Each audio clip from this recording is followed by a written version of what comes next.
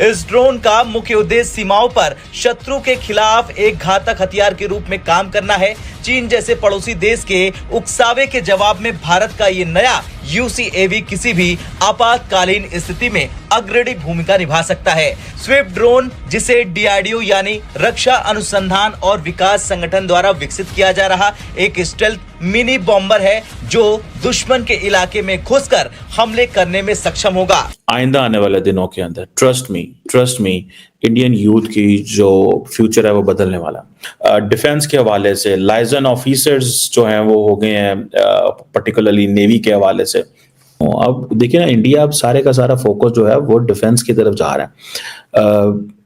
जिसे वो कहता है ना, ये India is being considered as Germany's partner of choice. ये वो दौर है या ये वो एरा है कि जिसमें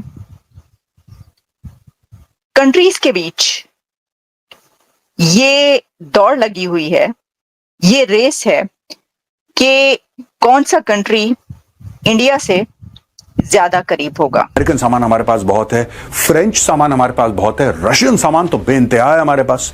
60 to 65% of our armed forces full of Russian material.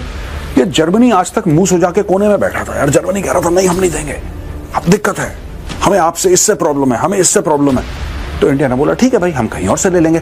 अब जर्मनी को अचानक इस चीज का ध्यान आया है कि भाई साहब मर जाएंगे। दोस्तों, आपको इस वीडियो में देखने को मिला होगा कि कैसे भारत की जो रक्षा प्रणाली है उसको दिखाया जा रहा है, उसको आपको बताया जा रहा है कि भारत ने क्या क्या हासिल किया अभी तक और आगे वो किस चीज़ पर काम कर रहा है। भारत ने सबसे ज़्यादा हथियार रसिया से लिया है और रसिया के बाद अब हर देश आगे आ रहे हैं। भारत में जो जर्मनी कभी कहता था कि हम भारत को नहीं देंगे हथियार, ये नहीं देंगे, वो नहीं देंगे, आज वो हाथ पसार कर भारत को देने को तैयार है। और यही देखकर अमेरिका ने भी वही किया है। फ्रांस, हर एक देश भारत से दोस्ती चाहता है। आपका क्या मानना है नेवी के हवाले से? अब देखिए ना, इंडिया अब सारे का सारा फोकस जो है वो डिफेंस की तरफ जा रहा है।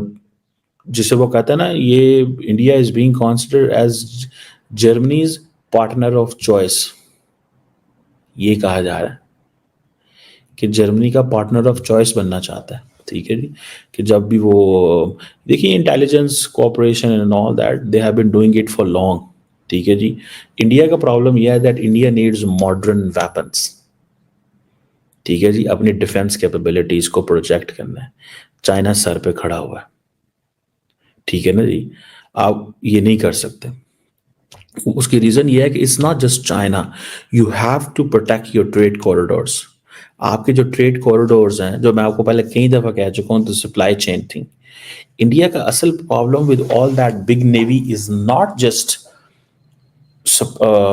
बड़ा वो करना। इंडिया का प्रॉब्लम ये है कि वो अपनी करना चाहता है, ये चीज भी तो करना चाहता है ना यार, कि वो अपनी सप्लाई चेन को भी तो मेंटेन करना चाहता है ना, कि खुदा ना खास्ता अगर उनकी सप्लाई चेन को कल को कोई हार्म करता है, if they don't have a control over every big ship which is bringing millions of dollars of import of India and millions of dollars of export of India, if India can't protect its supply chain, India roots अपने protect नहीं कर सकता, तो उन्होंने कहा तुसी कौन होंदे हो भाईजान?